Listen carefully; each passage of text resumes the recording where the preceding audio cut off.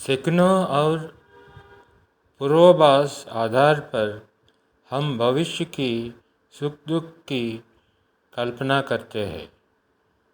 भविष्य का दुख का कारण दूर करने के लिए हम आज योजना बनाते हैं, किंतु कल की संकट को आज निर्मूल करने से हम लाभ मिलता है या हानि पहुंचता है, ये प्रश्न हम कभी नहीं करते। सत्य तो ये है, संकट और उसकी निवारण साथ जन्मते हैं, व्यक्ति के लिए भी और सृष्टि के लिए भी।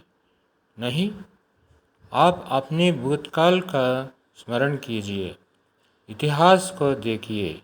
आप तुरंत ही ये जान पाएंगे कि जब जब संकट आता है तब तब उसका निवारण करने वाला शक्ति भी जन्म लेती है।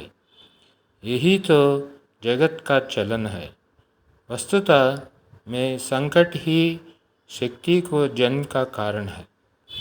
प्रत्येक व्यक्ति जब संकट से निकलता है तो एक पद आगे बढ़ होता है, अधिक चमकता है, आत्मविश्वास अधिक बढ़ होता है, न केवल अपने लिए, अब तो विश्व के लिए भी।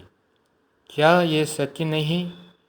वास्तव में संकट का जन्म है एक अवसर का जन्म, अपने आप को बदलने का, अपने विचारों को ऊंचाई पर करने का, अर्थात अपनी आत्मा को बलवान और ज्ञान मंडित बनाने का।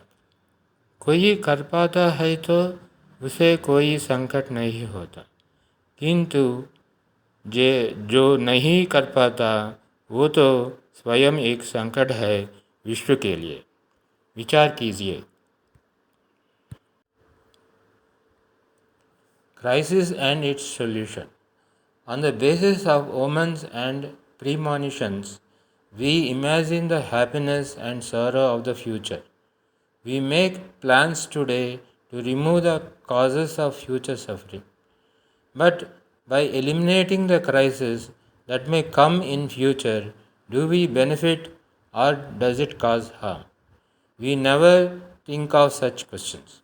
The truth is that crisis and its solution are born together, both for the individual and for the creation. Isn't it? You check the past and history, you will immediately come to know that whenever a crisis arises, a power is born to solve it. This is the nature's behavior. In fact, crisis is the reason for the birth of power. When each person comes out of the crisis, he moves one step ahead, shines more. Self confidence becomes greater not only for oneself but also for the universe. Is this not true? In reality, the birth of crisis is the birth of an opportunity to change oneself, to elevate one's thoughts, that is, to make our soul strong and enlightened. If someone realizes and corrects his karma, he will not face any crisis. But the one who is not able to change and who does not correct his deeds is himself a crisis for the universe. Think it over and over again.